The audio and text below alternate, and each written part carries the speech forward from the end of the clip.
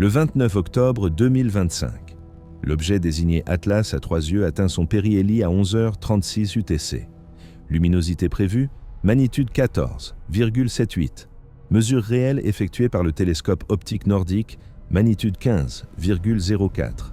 26% moins lumineux que prévu, écart type pour la luminosité d'une comète à cette distance, 8% maximum. Cet objet s'écarte d'un facteur de 3,25. Au même moment, une vidéo YouTube intitulée « L'avertissement terrifiant de Michio Kaku, 3I Atlas » vient d'effectuer un mouvement semblable à celui d'un extraterrestre, atteint 1,2 million de vues en 18 heures. La vidéo affirme que l'objet a délibérément changé de direction et a pulsé à des intervalles de nombres premiers. Le physicien Michio Kaku nie publiquement avoir fait ces déclarations. Son tweet de démenti reçoit 43 000 interactions. La fausse vidéo originale continue d'accumuler des vues. Elle n'a pas été supprimée. Pourquoi un contenu fabriqué de toutes pièces sur un objet astronomique naturel nécessite-t-il un démenti public de la part d'un physicien éminent? Que révèle réellement l'écart de luminosité que les déclarations officielles ne mentionnent pas? La chronologie des déclarations publiques révèle une tendance. 29 juillet 2025. Publication d'un article préliminaire sur Ar-Keredim par Avi Loeb et 2 chercheurs de l'Initiative for Interstellar Studies. L'article décrit Atlas, l'objet à 3 yeux, comme un artefact technologique potentiel présentant des caractéristiques anormales. L'article n'a pas fait l'objet d'une évaluation par les pairs. L'article mentionne explicitement qu'il s'agit d'un exercice pédagogique et d'une expérience de pensée. Les médias omettent ces précisions dans leur couverture médiatique. Les titres annoncent « Un astronome de Harvard affirme qu'une sonde extraterrestre s'approche de la Terre ». Dans son propre blog, Loeb déclare « Le résultat le plus probable est que 3I Atlas soit un objet interstellaire entièrement naturel, probablement une comète. » Cette phrase apparaît dans le 7e paragraphe d'un article en 9 paragraphes. Les titres ne citent que les parties spéculatives. La probabilité mesurée que Loeb attribue à l'hypothèse technologique n'est pas quantifiée dans l'article. La probabilité mesurée que les médias attribuent à travers leur couverture médiatique est d'environ 100% de l'attention. 30 octobre 2025. New Scientist publie un article intitulé « Désolé, mais le visiteur interstellaire 3I Atlas est bien une comète et non des extraterrestres ». L'article cite Chris Lintott, astronome à Oxford. Toute suggestion selon laquelle il s'agirait d'un objet artificiel est absurde. L'article fournit des données spectroscopiques montrant une éjection de vapeur d'eau compatible avec le dégazage cométaire. L'article est consulté 47 000 fois en 72 heures. Au cours de ces mêmes 72 heures, les vidéos affirmant l'origine extraterrestre accumulent un total combiné de 3,8 millions de vues. Ratio 80 contre 1 en faveur de l'hypothèse extraterrestre par rapport à l'explication naturelle. L'explication naturelle est étayée par les données du télescope spatial Hubble, de l'Observatoire européen austral et du Minor Planet Center. L'explication extraterrestre est étayée par une expérience de pensée menée par 3 chercheurs. Quelle explication domine le discours public? Pourquoi une spéculation sans preuve l'emporte-t-elle sur une observation documentée par un facteur de 80? Les mesures spectroscopiques sont sans équivoque. Du 15 septembre au 25 octobre, surveillance continue par plusieurs observatoires, détection de carbone diatomique à 385 nanomètres, détection de radical cyanure à 388 nanomètres, détection de dioxyde de carbone à 2,7 micromètres, détection de vapeur d'eau à 3 micromètres. Ces signatures correspondent à la composition des comètes du nuage d'Oort avec une tolérance de 12%. Origine interstellaire confirmée par une trajectoire hyperbolique avec une excentricité de 1,17. Vitesse au périhélie, 68 km par seconde. Cela dépasse la vitesse d'échappement du système solaire d'un facteur de 1,42. L'objet quitte définitivement le système solaire. Il ne peut pas orbiter, il ne peut pas revenir. Il passera à 54 millions de kilomètres de Jupiter le 16 mars 2026. Il passera à 97 millions de kilomètres de Mars le 3 novembre. Approche la plus proche de la Terre, le 19 décembre à 267 millions de kilomètres. Distance Terre-Soleil à titre de référence, 150 millions de kilomètres. L'objet ne s'approche jamais à moins de 1,108 fois la distance Terre-Soleil. Les médias décrivent l'objet comme fonçant vers la Terre et sur une trajectoire de collision. Aucune de ces affirmations n'est étayée par les calculs de trajectoire. Les 2 affirmations suscitent l'intérêt. L'intérêt génère des revenus. Les revenus déterminent la stratégie de contenu. La stratégie de contenu détermine la compréhension du public. La compréhension du public de la mécanique orbitale est-elle pire aujourd'hui qu'avant la découverte de l'objet? Si oui, qui profite de cette baisse de compréhension? L'anomalie de luminosité doit être examinée. Le 23 octobre, magnitude mesurée de 15,04. Prévision basée sur la loi de l'inverse du carré, 14,78, différence, 0,26 magnitude. Cela correspond à une réduction de 41% de la lumière réfléchie. 3 explications possibles existent. Premièrement, l'albédo de l'objet est inférieur à celui supposé. Albédo standard d'une comète, 0,04. L'albédo observé serait de 0,024. Cela correspond à la fourchette des matériaux carbonés. Deuxièmement, la section transversale de l'objet est plus petite que celle supposée. Estimation de la taille basée sur la luminosité, environ 1,2 km de diamètre. Estimation révisée, environ 900 mètres. Toujours compatible avec la classification des comètes. Troisièmement, le taux de production de poussière de l'objet est inférieur aux prévisions. Rapport poussière-gaz mesuré, 0,1. Rapport poussière-gaz typique d'une comète, 1,0. L'objet produit 10 fois moins de poussière qu'une comète typique. Cela est inhabituel, mais pas sans précédent. La comète 96 P. Maschholz présente un déficit de poussière similaire. Aucune de ces explications ne nécessite une origine non naturelle.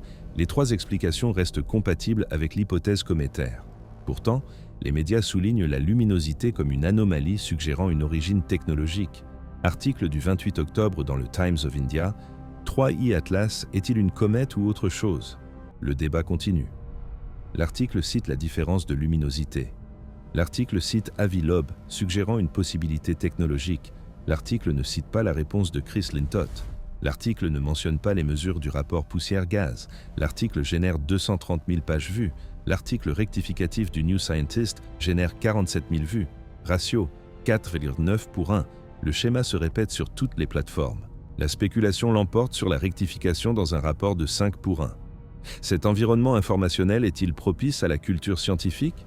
Si la rectification perd systématiquement face à la spéculation, quel mécanisme existe-t-il pour établir un consensus factuel? Qui détermine ce qui constitue un consensus lorsque les preuves ne retiennent plus l'attention? 2 novembre 2025. Michio Kaku tweet un avertissement concernant des vidéos deepfake générées par l'IA utilisant son image. Les deepfakes affirment que Kaku a déclaré que l'Atlas à 3 yeux est presque certainement un vaisseau spatial extraterrestre qui a transmis de l'énergie à Mars. Kaku n'a jamais fait ces déclarations. Les deepfakes manipulent des séquences d'interviews authentiques provenant de différents contextes. YouTube et TikTok reçoivent de multiples signalements. Les vidéos restent accessibles avec des avertissements. Les avertissements indiquent « Des vérificateurs de faits indépendants affirment que ces informations ne reposent sur aucun fait. Les utilisateurs doivent cliquer pour lire la vérification des faits. Selon les données d'engagement de la plateforme, 93% des spectateurs ne cliquent pas. L'avertissement satisfait aux exigences de responsabilité de la plateforme sans empêcher la diffusion. Il s'agit d'un compromis intentionnel entre la liberté d'expression et la qualité de l'information. Ce compromis favorise de manière mesurable la désinformation. Dans quelle mesure favorise-t-il la désinformation? Dans une proportion de 14,3 sur la base du rapport entre le nombre de vues originales et le nombre de vues de la vérification des faits. Un rapport de 14 pour 1 est-il acceptable pour la défense contre la guerre de l'information? Si ce n'est pas le cas, quel rapport serait acceptable? Qui établit le seuil acceptable? Brian Cox signale des deepfakes similaires le 4 novembre. Le schéma indique une campagne coordonnée. Coût de production estimé pour une vidéo deepfake, 5 000 $. Portée estimée par vidéo, 500 000 à 2 millions de vues. Coût par impression, 0,25 à 0,1 centime. Coût par impression de la publicité traditionnelle, 2 $. Retour sur investissement des opérations de deepfake, 800 à 2000% par rapport à la publicité légitime. La structure des incitations économiques garantit la poursuite de la production. Les plateformes tirent des revenus publicitaires des vidéos deepfake. Leur suppression réduit les revenus des plateformes.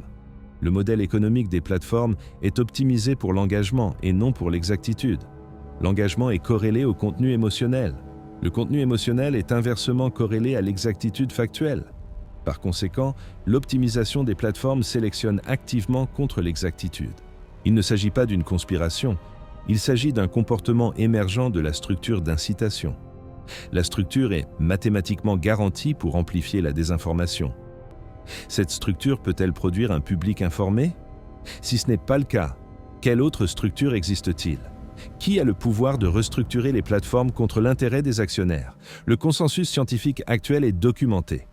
Du 15 octobre au 5 novembre, 17 articles évalués par des pairs publiés sur 3i Atlas.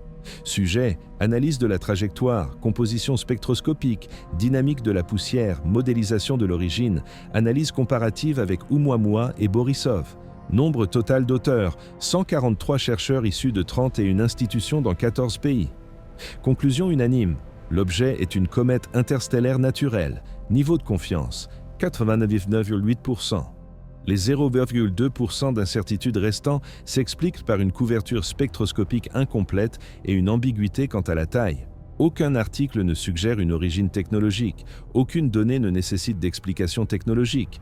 L'hypothèse extraterrestre existe exclusivement dans des prépublications non évaluées par des pairs, des articles de blog sur des expériences de pensée et des contenus sur les réseaux sociaux. Pourtant, des sondages publics réalisés du 1er au 3 novembre montrent que 41% des adultes américains pensent que l'objet présente des caractéristiques inhabituelles qui ne sont pas typiques des comètes. Lorsqu'on leur demande de préciser ces caractéristiques, les réponses incluent « a changé de direction délibérément », a émis des impulsions à des nombres premiers, a envoyé de l'énergie vers Mars. Ces trois affirmations proviennent de vidéos fabriquées de toutes pièces. Aucune n'apparaît dans la littérature scientifique. Ces fabrications ont modifié de façon permanente la perception du public malgré un consensus scientifique général. Ce résultat était prévisible. Ce résultat était évitable. Ce résultat s'est produit. Qui n'a pas réussi à l'empêcher? Quels systèmes ont échoué? Peut-on faire confiance à ces systèmes en cas de crise future? La précision de la trajectoire elle-même devient la cible d'interprétations erronées. L'objet s'approche de Jupiter, Mars et Vénus à des distances spécifiques permettant une observation rapprochée. Un article publié sur le blog d'Avilob suggère que ces approches offrent divers avantages à l'intelligence extraterrestre pour déployer secrètement des gadgets. Cette affirmation est présentée comme une hypothèse et non comme une conclusion. Les médias la présentent comme une conclusion et non comme une hypothèse. Explication réelle de la mécanique orbitale. La trajectoire de l'objet a été déterminée il y a des milliards d'années par le vecteur de vitesse initiale du système stellaire d'origine. Les approches les plus proches des planètes sont le résultat fortuit de l'entrée de l'objet dans le système solaire par rapport aux positions actuelles des planètes. Probabilité d'atteindre 3 approches planétaires à moins de 2 fois les distances actuelles grâce à un timing d'entrée aléatoire, environ 11%. Ce n'est pas impossible. Cela correspond à une occurrence sur 9. De telles occurrences se produisent régulièrement dans les grands échantillons. Le système solaire reçoit environ 10 à 20 objets interstellaires par an, nombre attendu présentant un schéma d'approche planétaire similaire, 1 à 2 par an. Atlas à 3 yeux n'est pas statistiquement anormal. C'est typique, mais ce qui est typique ne suscite pas l'intérêt. L'intérêt nécessite une anomalie. Une anomalie peut être fabriquée par une présentation sélective. Une anomalie fabriquée est-elle distinguable d'une anomalie réelle pour le grand public? Si ce n'est pas le cas, comment le public peut-il distinguer le signal du bruit? Quelles institutions ont la responsabilité de filtrer le bruit? Si ces institutions ont échoué, qu'est-ce qui les remplace? L'objet atteint une magnitude de 17,1 le 6 novembre. Ceci est inférieur au seuil des télescopes amateurs sous un ciel pollué par la lumière. L'accès à un observatoire professionnel est nécessaire pour poursuivre l'observation. La NASA alloue du temps au télescope spatial Hubble pour un suivi spectroscopique. L'Agence spatiale européenne alloue du temps à l'instrument Mars Express. Ces deux allocations sont des procédures standards pour les objets interstellaires. Les médias décrivent ces allocations comme une réponse d'urgence et une mobilisation de ressources sans précédent. Cette caractérisation est fausse. La procédure standard n'est pas une réponse d'urgence. L'allocation de ressources correspondant à celle des objets interstellaires précédents n'est pas sans précédent. Pourtant, cette caractérisation erronée se répand sans être corrigée. Pourquoi? Parce que la correction nécessite des connaissances techniques sur les procédures d'attribution des ressources. Environ 0,02% de la population possède ces connaissances techniques. Les 99,98% restants doivent se fier aux explications des intermédiaires. Lorsque les intermédiaires privilégient l'engagement plutôt que l'exactitude, les caractérisations erronées persistent indéfiniment. Elles deviennent la norme acceptée. Les informations correctes ultérieures sont rejetées comme étant incompatibles avec la norme. La caractérisation erronée ne peut être délogée sans qu'une autorité de confiance n'apporte de correction.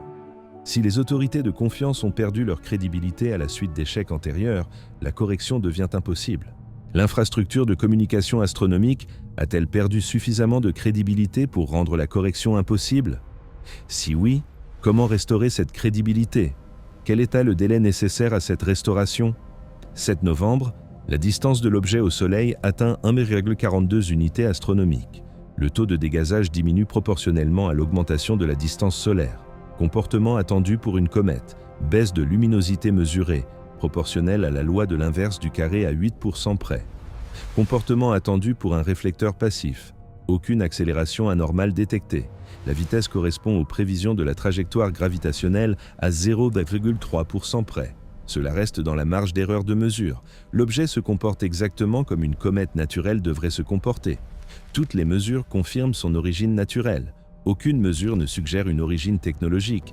Pourtant, une recherche YouTube sur 3i Atlas donne les 10 résultats suivants. 8 affirment une origine extraterrestre, 1 affirme une origine naturelle, 1 est un clip musical sans rapport avec l'objet. L'algorithme donne la priorité à l'engagement. L'hypothèse extraterrestre génère plus d'engagement. Par conséquent, l'algorithme favorise l'hypothèse extraterrestre. La promotion se fait automatiquement, sans décision humaine. Le résultat semble intentionnel, mais il résulte d'une fonction d'optimisation. La fonction d'optimisation peut-elle être modifiée? Les revenus de la plateforme dépendent de la fonction actuelle. La modification de la fonction réduit les revenus. Les entreprises publiques ne peuvent pas réduire volontairement leurs revenus sans s'exposer à des poursuites judiciaires de la part des actionnaires. La structure est verrouillée. Pour la déverrouiller, une intervention externe est nécessaire. Quelle forme prend cette intervention? Qui a le pouvoir d'intervenir? Si l'intervention échoue, quelle alternative existe-t-il au discours public médiatisé par la plateforme? La défaillance de l'infrastructure de communication s'étend au-delà d'un seul objet. Oumuamua en 2017. Schéma similaire. Détection initiale suivie de spéculations sur l'origine technologique. Abraham Loeb publie le livre « Extraterrestre, le premier signe de vie intelligente au-delà de la Terre ». Le livre soutient qu'Oumuamua était une voile solaire. Les réfutations évaluées par des pairs citent des explications naturelles. Le dégazage produit l'accélération observée. Le mouvement de culbutage est incompatible avec une navigation contrôlée. La signature spectrale correspond à celle d'un matériau cométaire. Les réfutations bénéficiaient d'une couverture médiatique limitée.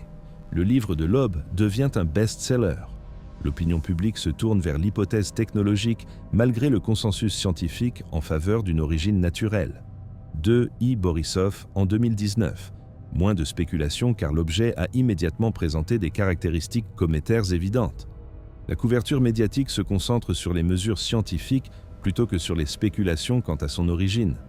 L'engagement du public est 6 fois moins important que pour Oumuamua. Le schéma est clair, les spéculations génèrent de l'engagement, les mesures non. Atlas à 3 yeux suit le modèle d'Oumuamua et non celui de Borisov. Pourquoi? Quelles caractéristiques d'Atlas à 3 yeux permettent la spéculation malgré des signatures cométaires claires? Ou bien les caractéristiques de l'environnement médiatique permettent-elles la spéculation indépendamment des propriétés de l'objet? La réponse réside dans le timing et la densité de l'information. La découverte d'Oumuamua a eu lieu le 19 octobre 2017.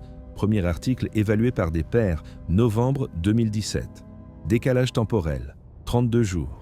Pendant ce décalage, la spéculation a comblé le vide informationnel. Découverte de l'Atlas à 3 yeux, 1er juillet 2025. Premier article évalué par des pairs, 9 juillet 2025. Décalage temporel, 8 jours. Malgré une réduction de 4 fois du décalage de publication, l'intensité de la spéculation a augmenté. Vidéo YouTube affirmant une origine extraterrestre dans les 48 heures suivant la découverte. Oumuamua en comptait 3. L'Atlas à 3 yeux en comptait 47. Une augmentation de 15 fois. TikTok n'existait pas lors de la découverte d'Oumuamua. Vidéo TikTok sur Atlas à 3 yeux au cours de la première semaine, 2300. L'évolution de la plateforme a accéléré la propagation des spéculations au-delà de la capacité de communication scientifique. Un délai de publication de 8 jours est insuffisant lorsque la vitesse des spéculations se mesure en heures. Le processus de publication scientifique peut-il être compressé à l'échelle de l'heure? Si ce n'est pas le cas, les spéculations domineront toujours l'impression initiale du public. L'impression initiale est-elle corrigible? Les exemples précédents suggèrent que non. La perception erronée d'Oumuamua persiste 6 ans plus tard malgré une réfutation scientifique exhaustive. La perception erronée d'Atlas à 3 yeux persistera-t-elle de la même manière? Si oui, quel est le préjudice cumulé pour la culture scientifique résultant de cycles répétés? Les chercheurs qui produisent des données réelles sont confrontés à un désavantage systématique. Le 27 octobre, une équipe d'astronomes de l'Université d'Hawaï publie une analyse photométrique détaillée. L'article documente une période de rotation de 11,3 heures, une amplitude de courbe de lumière de 0,4 magnitude et une dépendance de l'angle de phase compatible avec une surface rugueuse. L'analyse nécessite 6 semaines d'observation continue. Le processus de publication nécessite 2 semaines d'examen par les pairs. Durée totale, 8 semaines. Au cours de ces mêmes 8 semaines, 1200 vidéos YouTube affirmant une origine extraterrestre ont été publiées. Les vidéos ne nécessitent aucune semaine d'observation, ni aucun examen par les pairs. Durée de production, 2 à 8 heures par vidéo. Différence de qualité. L'analyse évaluée par des pairs représente 240 heures personnes de travail d'experts. Une vidéo YouTube moyenne représente 3 heures personnes de travail de non-experts. Pourtant, la différence d'attention favorise les vidéos YouTube dans un rapport de 32. Le rapport effort-attention est inversé. Les contenus qui demandent beaucoup d'efforts reçoivent peu d'attention. Les contenus qui demandent peu d'efforts reçoivent beaucoup d'attention. Ce rapport inversé ne peut pas soutenir la production de connaissances. Si les producteurs de connaissances ne reçoivent pas suffisamment d'attention pour justifier leurs efforts, la production diminue. Est-ce le cas? Les données sur le marché de l'emploi dans le domaine de l'astronomie universitaire montrent une baisse de 23% des postes dans la communication publique entre 2020 et 2025. Augmentation simultanée des chaînes YouTube consacrées à la communication scientifique, 412%. La fonction de production de connaissances migre vers des sources non certifiées. Quel contrôle de qualité existe-t-il pour les sources non certifiées? Aucun. Que se passe-t-il lorsque le public tire principalement sa compréhension de la science de sources non certifiées? La situation actuelle répond à cette question. La réponse institutionnelle révèle un problème plus profond. Le bureau des médias de la NASA publie des communiqués les 2, 3, 4 et 6 novembre.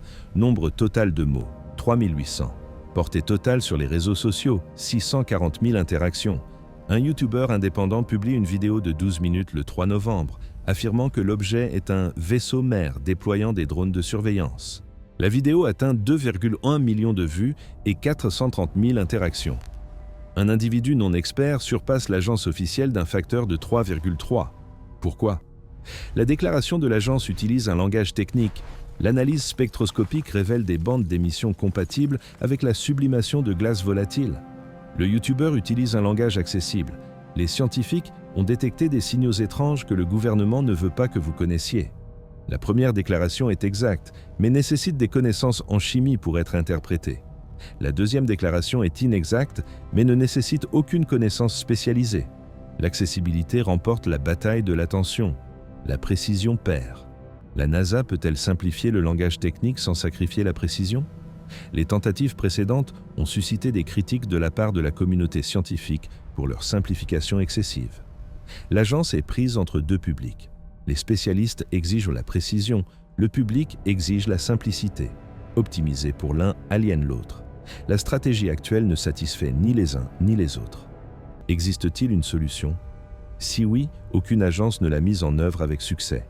Sinon, la communication scientifique institutionnelle est structurellement non viable. Qu'est-ce qui la remplace lorsqu'elle échoue? 5 novembre, le hashtag 3Atlas est tendance sur Twitter X avec 87 000 tweets. Analyse du contenu d'un échantillon aléatoire de 500 tweets. 63% affirment une origine extraterrestre, 21% expriment leur incertitude, 11% affirment une origine naturelle, 5% ont un contenu sans rapport.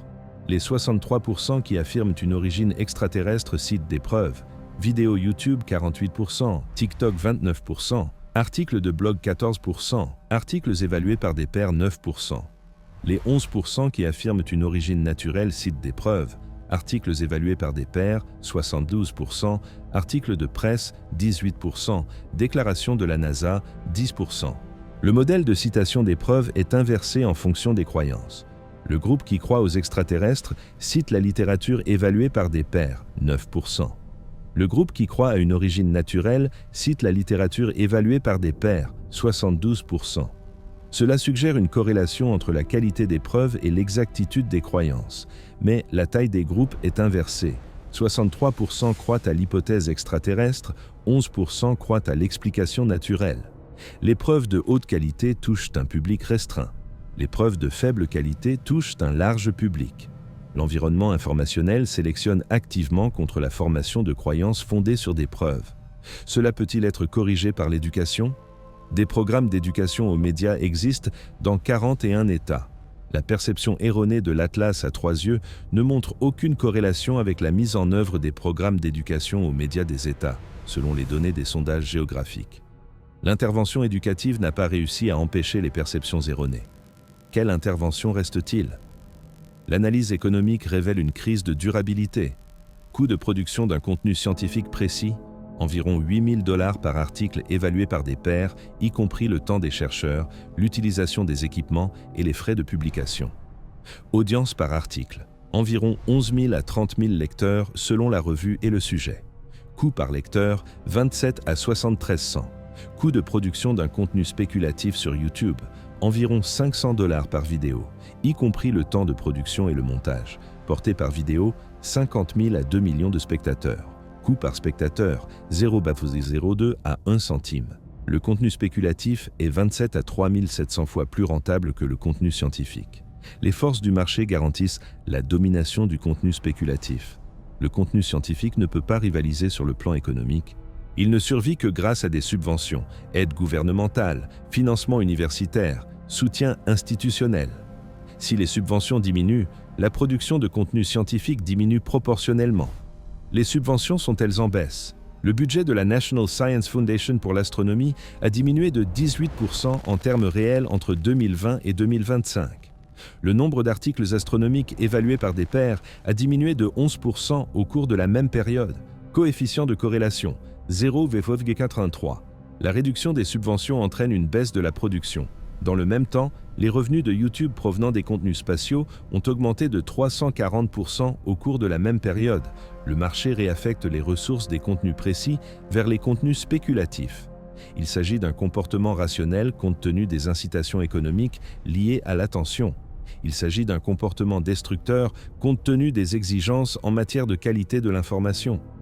Cette contradiction ne peut être résolue dans le cadre de la structure actuelle. Que se passera-t-il lorsqu'elle sera résolue ? À quoi ressemblera le discours public post-scientifique ? L'objet atteindra son point d'approche le plus proche de la Terre le 19 décembre. Distance, 267 millions de kilomètres. Luminosité à cette distance, magnitude 19,2. En dessous du seuil d'observation amateur, des télescopes professionnels sont nécessaires pour le détecter. Après son approche la plus proche, l'objet s'éloigne définitivement. Dernière fenêtre d'observation potentielle, le 26 février, lorsque la magnitude atteindra 21, ce qui le rendra pratiquement inobservable, sauf avec les plus grands télescopes. Fenêtre d'observation totale, environ 7 mois entre la découverte et la limite d'observation pratique. Au cours de cette période, la communauté scientifique produira environ 30 à 40 articles évalués par des pairs analysant toutes les propriétés mesurables. YouTube produira environ 2000 à 3000 vidéos.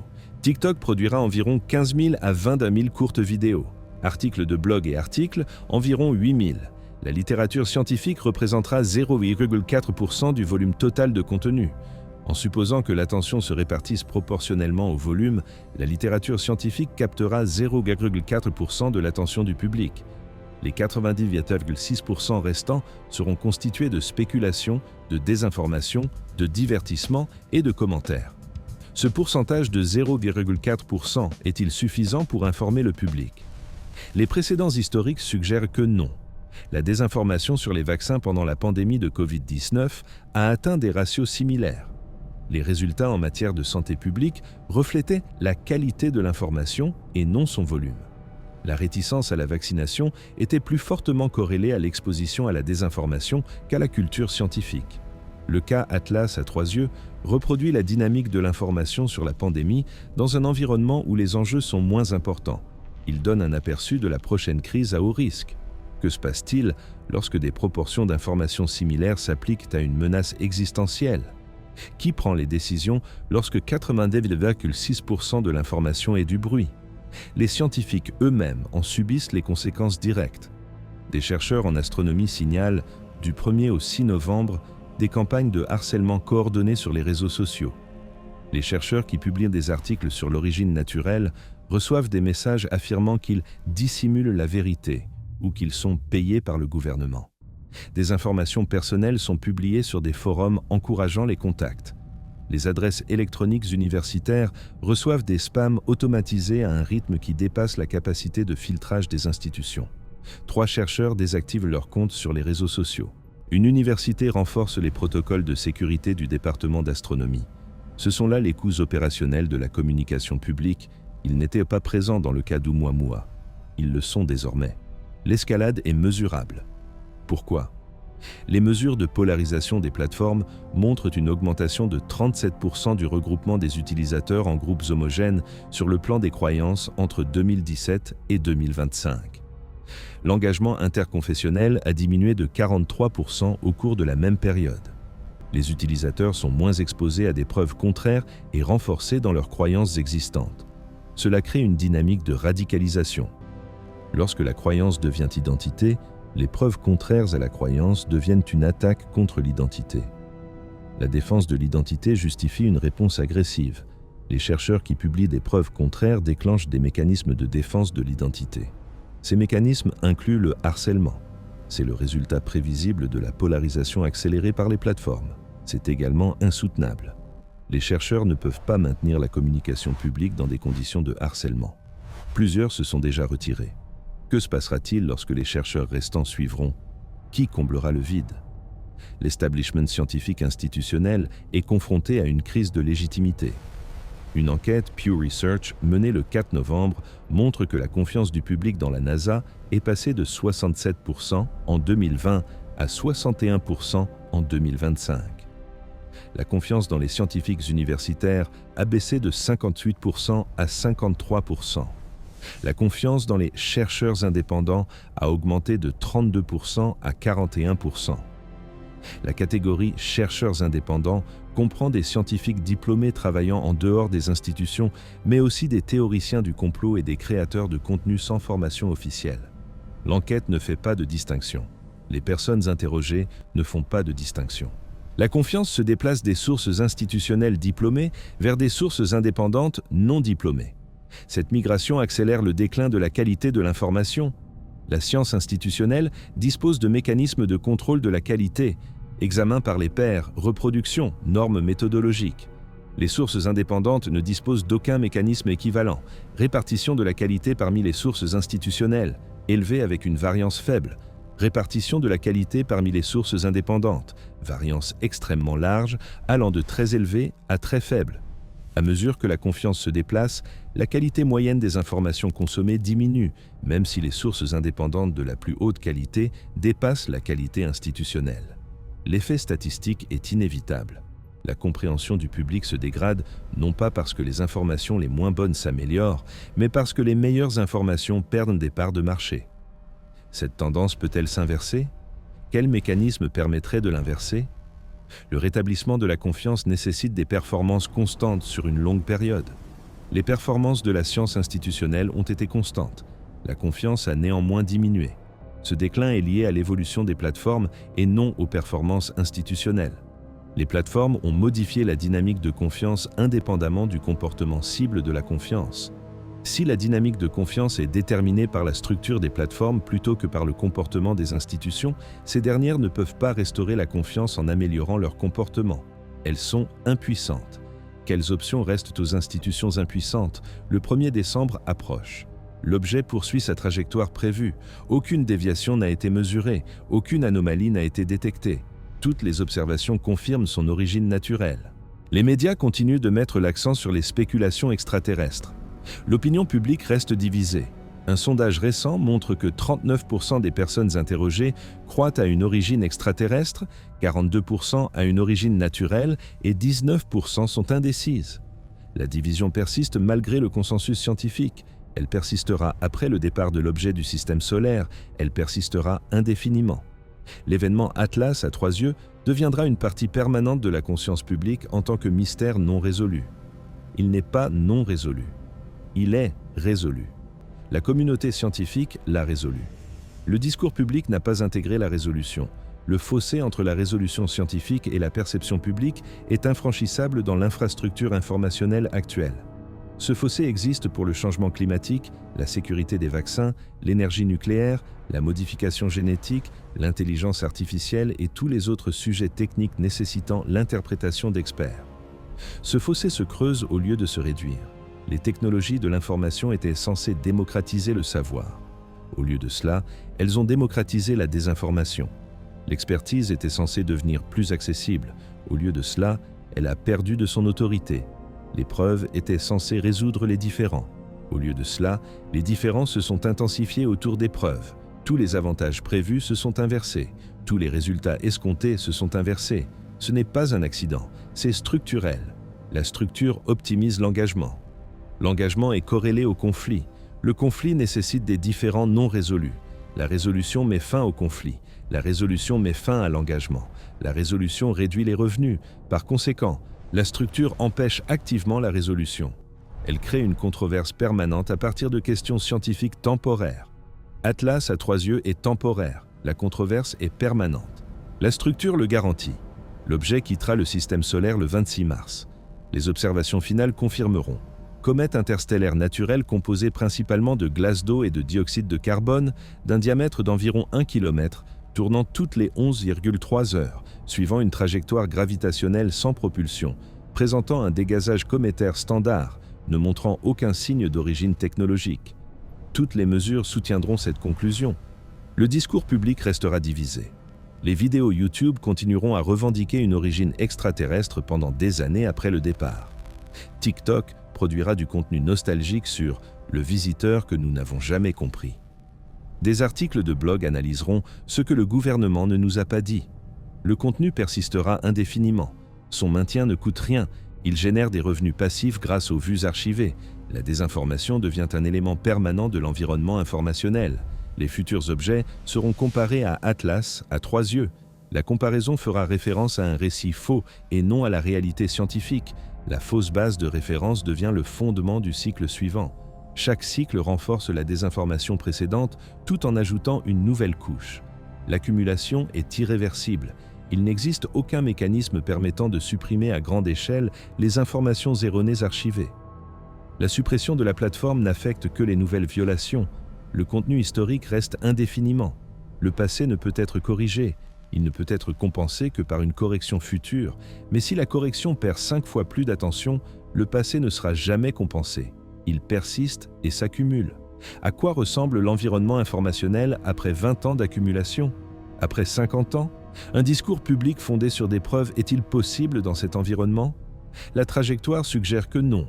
Nous assistons à cette transition en temps réel. 3i Atlas est un point de données dans un schéma plus large. La direction de ce schéma est claire. Le point final est prévisible. Qu'y a-t-il à ce point final? Qui gouverne une société incapable d'établir un consensus factuel?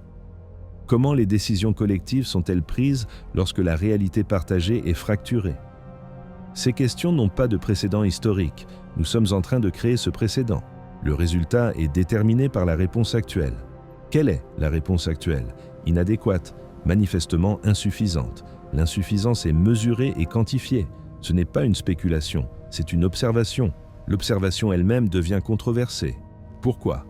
La comparaison avec les crises d'information historiques révèle un schéma d'escalade. 1938, diffusion de La guerre des mondes par Orson Welles.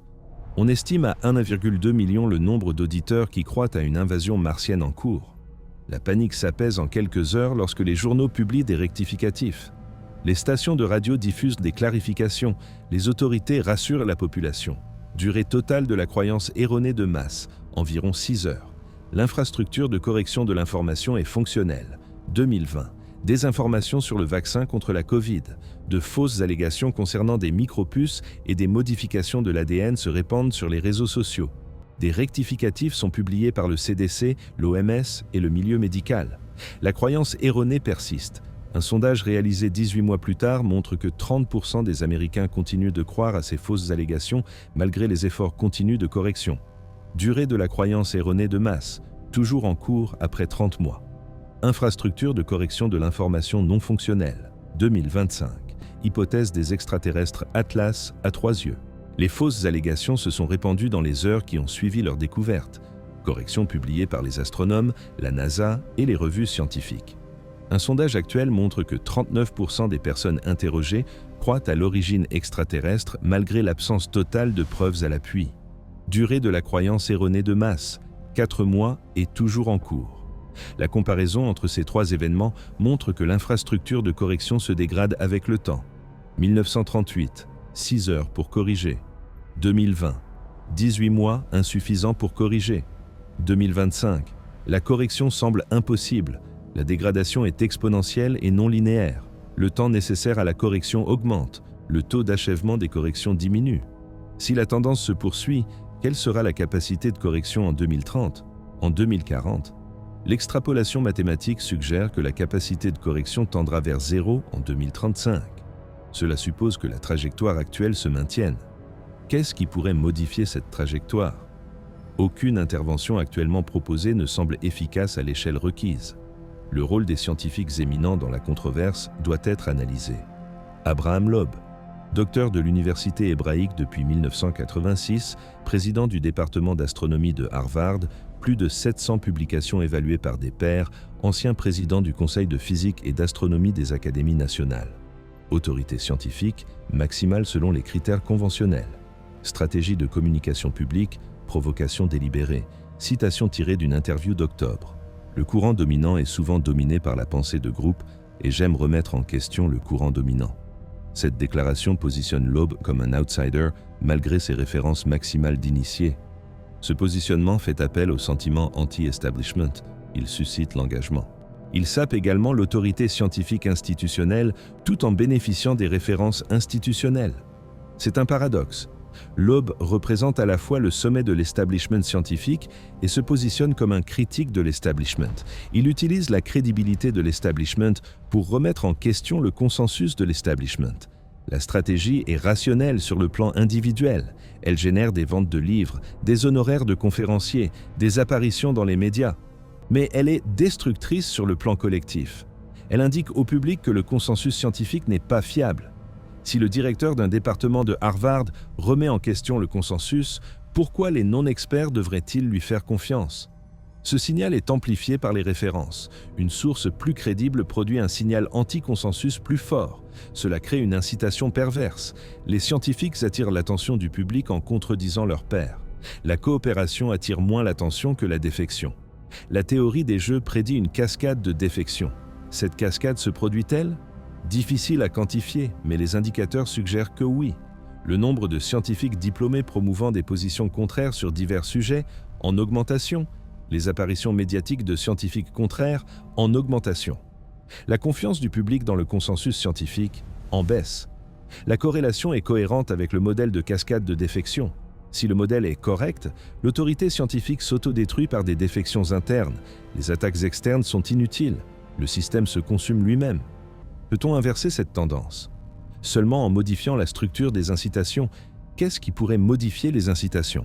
On ne le sait pas. La réponse de Brian Cox à la controverse révèle une stratégie alternative.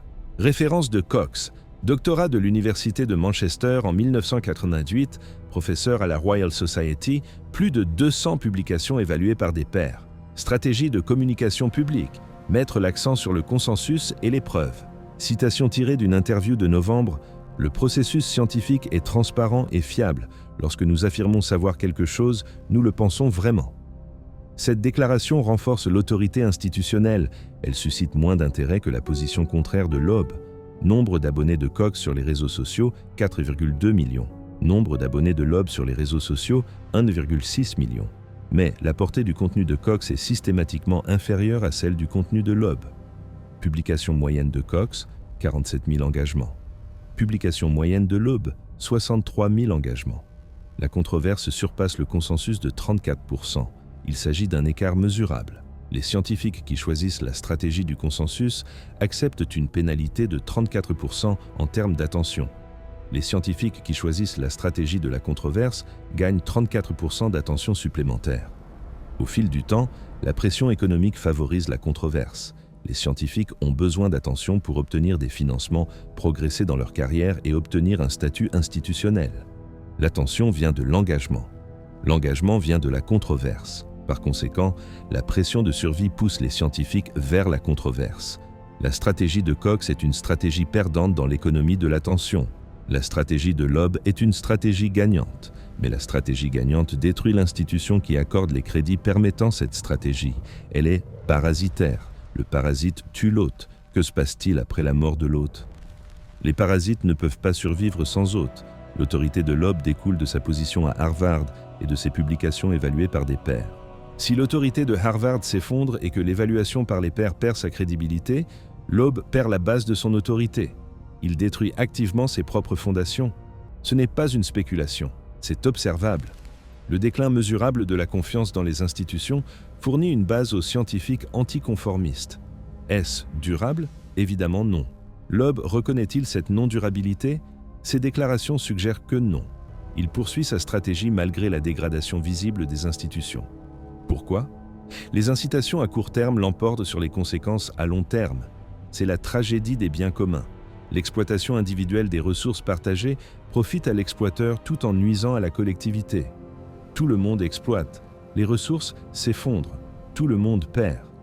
Nous observons cela en temps réel avec l'autorité scientifique comme bien commun. L'évolution de la technologie deepfake accélère la crise. 7 novembre. L'analyse des vidéos deepfake de Michio Kaku révèle une sophistication technique, précision du remplacement du visage, 98%, qualité du clonage vocal, correspondance à 96% avec les enregistrements authentiques, synchronisation labiale, précision de 94%, difficulté de détection élevée. Les analystes judiciaires formés ont besoin en moyenne de 4,7 minutes pour identifier un deepfake avec une confiance de 90%. Les spectateurs non formés n'y parviennent jamais en moyenne. Précision de la détection publique des deepfakes sans outils, 11%. La précision est inférieure au hasard. Une estimation aléatoire permettrait d'atteindre 50%. L'identification erronée active de l'authentique comme faux et du faux comme authentique produit des performances pires que le hasard. Cela signifie que le public ne peut pas distinguer le vrai du faux, même en principe. La détection nécessite des outils spécialisés. Les outils nécessitent des connaissances techniques. Les connaissances techniques nécessitent une formation. La formation nécessite du temps et des ressources. Déploiement d'outils de détection auprès du grand public, pratiquement nul. Ces outils existent dans les laboratoires de recherche et les agences médico-légales. Ils ne sont pas accessibles aux utilisateurs des réseaux sociaux qui sont confrontés à ce type de contenu. Sans outils de détection, la défense est impossible. La surface d'attaque est illimitée. La surface de défense est nulle. Il s'agit d'un scénario de guerre de l'information impossible à gagner. L'attaquant peut générer un nombre illimité de faux à un coût décroissant. Le défenseur ne peut pas détecter les faux à grande échelle. Le défenseur ne peut pas corriger plus vite que l'attaquant ne génère. Le déséquilibre stratégique garantit la victoire de l'attaquant. À quoi ressemble la victoire de l'attaquant?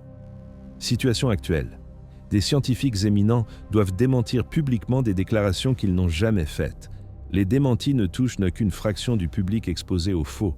Résultat net, confusion quant à ce que les scientifiques pensent réellement. La confusion paralyse la prise de décision. La paralysie empêche de réagir aux crises réelles. L'Atlas à 3 yeux est-il une crise réelle? Non. Mais l'infrastructure de l'information qui s'effondre autour d'une fausse crise sera inopérante lors d'une crise réelle. C'est une répétition pour l'échec. L'échec est documenté en temps réel. Le délai d'adaptation de la société dépasse le délai de manifestation de la crise. Perturbation historique des technologies de l'information, imprimerie de 1950 à 1650, 100 ans pour la stabilisation sociale, médias audiovisuels de 1920 à 1960, 40 ans pour le cadre réglementaire, Internet de 1990 à 2010, 20 ans pour une adoption généralisée, réseaux sociaux de 2005 à 2020, 15 ans pour la reconnaissance de la crise. Chaque technologie montre un temps d'adaptation décroissant, mais la gravité de la crise augmente. L'imprimerie a permis la réforme. Bilan. Environ 8 millions de victimes dans les guerres de religion. Les médias audiovisuels ont permis la propagande totalitaire. Bilan. Environ 70 millions de victimes dans la Seconde Guerre mondiale. Internet a permis la fragmentation de l'information. Bilan. 0 victime directe, mais dégradation mesurable de la démocratie. Les réseaux sociaux ont permis les deepfakes et la désinformation. Bilan. En cours. Chaque technologie augmente la vitesse et la gravité de la crise. Le temps d'adaptation diminue, mais pas proportionnellement à l'accélération de la crise. L'écart entre la perturbation et l'adaptation se creuse. Nous sommes actuellement dans cet écart. La technologie des deepfakes est apparue vers 2020. Réglementation efficace, inexistante. Détection efficace, non déployée publiquement. Éducation publique efficace, non mise en œuvre. Délai de mise en œuvre, inconnu, mais se mesure en années au minimum. Délai avant la prochaine crise, se mesure en mois au maximum. Les mathématiques garantissent l'échec. Nous connaîtrons une crise majeure liée au deepfake avant que l'adaptation ne se produise. 3i Atlas en est un petit aperçu. La crise réelle concernera la sécurité électorale, les systèmes financiers, le commandement militaire ou la réponse à une pandémie. Que se passera-t-il lorsqu'une vidéo deepfake montrera le président ordonnant une frappe nucléaire ? Ou le président de la Réserve fédérale annonçant une dévaluation monétaire, ou le directeur du CDC admettant la contamination d'un vaccin. Chaque scénario est techniquement réalisable dès maintenant. Chacun déclencherait une réponse massive avant que la vérification ne soit possible. La réponse causerait des dommages avant que la correction n'ait lieu. Ce n'est pas hypothétique, c'est inévitable compte tenu de la trajectoire actuelle. Quand cela se produira-t-il ? On ne le sait pas. Mais la probabilité tend vers l'unité à mesure que le temps passe. La question n'est pas de savoir si cela se produira, mais quand. Le cas Atlas à 3 yeux documente systématiquement les modes de défaillance. La communauté scientifique a produit une analyse précise en 8 jours. Les médias ont produit des spéculations en 8 heures. Les spéculations ont surpassé les analyses d'un facteur 5 en termes d'attention. Les efforts de correction ont atteint 20% du public ayant reçu les informations erronées. La technologie deepfake a permis d'usurper l'identité de personnalités autoritaires. La structure de la plateforme a empêché la suppression efficace des contenus faux. Les incitations économiques ont favorisé la production de désinformation. Le cadre juridique n'a fourni aucune dissuasion. Le système éducatif n'a fourni aucune préparation. La confiance du public dans les institutions a décliné tout au long de l'événement. Tous les composants de l'infrastructure de l'information ont échoué simultanément. Ce n'est pas une coïncidence. Il s'agit d'une défaillance systémique. Une défaillance au niveau du système nécessite une réponse au niveau du système. Les interventions au niveau des composants ne réussiront pas. Corriger la communication scientifique ne résout pas le problème des incitations des plateformes. Corriger les incitations des plateformes ne résout pas le problème de la technologie deepfake. Corriger la détection des deepfakes ne résout pas le problème des moteurs économiques. Chaque problème nécessite une intervention différente de la part d'une autorité différente. La coordination entre les autorités nécessite une méta-autorité. Quelle institution dispose d'une méta-autorité sur les éditeurs scientifiques, les plateformes technologiques, les marchés économiques, les systèmes juridiques et les bureaucraties éducatives simultanément ? Il n'en existe aucune aux États-Unis. La fragmentation des autorités empêche une réponse coordonnée. Une réponse fragmentée échoue face à une attaque coordonnée. L'attaque est coordonnée par des incitations économiques et non par une coordination humaine. L'économie se coordonne automatiquement. La défense nécessite une coordination manuelle. La coordination automatique l'emporte sur la coordination manuelle. La structure garantit l'avantage à l'attaquant. Cela ne peut être corrigé par des réformes progressives. La structure elle-même doit être remplacée. Qui a le pouvoir de remplacer la structure ? Aucune entité unique. Le remplacement de la structure nécessite une révolution, pas une réforme. Une révolution est-elle probable ? Taux de base historique, faible. Une révolution est-elle nécessaire ? L'analyse suggère que oui. La contradiction entre nécessité et probabilité définit la crise. Nous avons besoin d'une intervention qui ne se produira pas. Nous subirons les conséquences de l'absence d'intervention. Les conséquences sont prévisibles. Elles ne peuvent être évitées compte tenu de la trajectoire actuelle. Il s'agit d'un résultat déterministe. L'objet poursuit sa trajectoire vers son approche la plus proche, le 19 décembre. Chaque jour apporte de nouvelles mesures scientifiques. Chaque mesure confirme les mesures précédentes. Les connaissances s'accumulent de manière systématique. La compréhension du public ne s'accumule pas. Elle se fragmente. Différents groupes ont des croyances différentes sur le même objet. Ces croyances sont incompatibles. Elles ne peuvent pas toutes être vraies. Mais Elles coexistent dans le discours public. Il s'agit d'une crise épistémique. La crise ne concerne pas l'objet. L'objet est compris. La crise concerne le processus de compréhension. Le processus est brisé. L'Atlas à 3 yeux est un outil de diagnostic qui révèle l'échec du processus. Un échec similaire se produit pour le climat, les vaccins, l'énergie nucléaire, l'intelligence artificielle, le génie génétique et tous les sujets nécessitant une expertise technique. L'échec est général et non spécifique. Il affecte tous les domaines de connaissances médiatisés par des experts. Cela signifie que la société a perdu sa capacité à établir un consensus factuel sur les questions techniques. La perte de cette capacité signifie la perte de la capacité de gouvernance. La démocratie nécessite un électorat informé. Un système d'information qui ne peut pas informer produit un électorat mal informé. Un électorat mal informé produit une mauvaise gouvernance. Une mauvaise gouvernance produit de mauvais résultats. Les mauvais résultats réduisent la confiance. La réduction de la confiance dégrade encore davantage le système d'information. Il s'agit d'une boucle de rétroaction négative. Elle s'accélère au lieu de se stabiliser. L'accélération se poursuit jusqu'à ce que le système se brise. Quand le système se brise-t-il? On ne le sait pas. Comment reconnaître un état de rupture? On ne le sait pas. Sommes-nous déjà dans un état de rupture? Ce n'est pas clair. Les mesures montrent une dégradation continue, mais aucun seuil évident. La dégradation peut être monotone jusqu'à un effondrement soudain, ou bien la dégradation peut être progressive, sans transition discrète. Les deux modèles correspondent aux données disponibles. L'incertitude quant à la dynamique de l'effondrement empêche de s'y préparer. Nous ne pouvons pas nous préparer à un événement que nous ne pouvons pas caractériser. C'est peut-être l'échec ultime. La dégradation du système a progressé au point où celui-ci ne peut plus analyser sa propre dégradation. La conscience de soi est une condition préalable à l'autocorrection. Sans conscience de soi, la correction est impossible. Avons-nous dépassé ce seuil? Cette analyse suggère que non, mais la marge est peut-être faible. Le temps restant pour intervenir est peut-être court. Quelle intervention peut avoir lieu dans le peu de temps qui reste? Les preuves actuelles suggèrent aucune. Le système politique ne montre aucune conscience de la crise.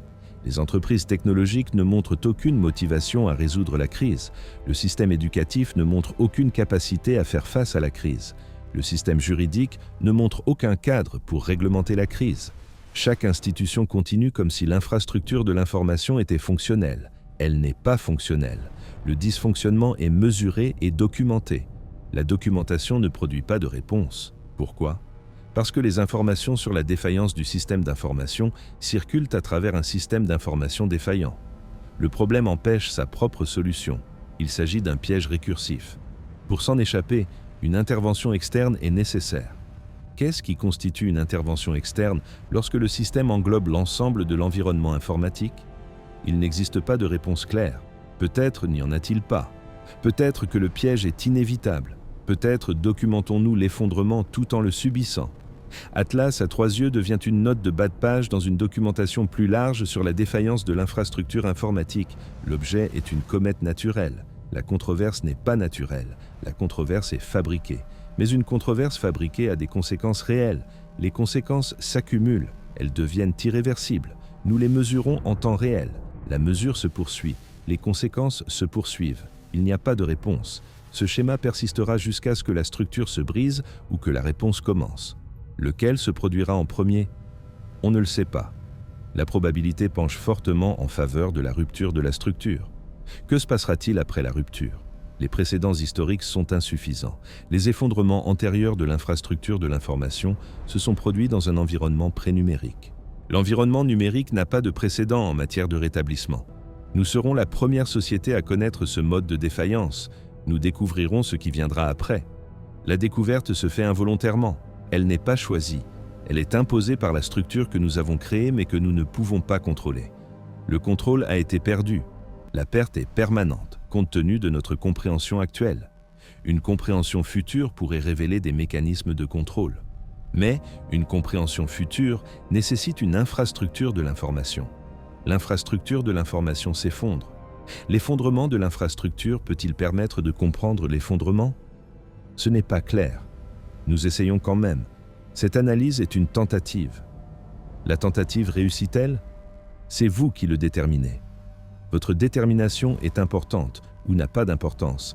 L'incertitude définit la crise.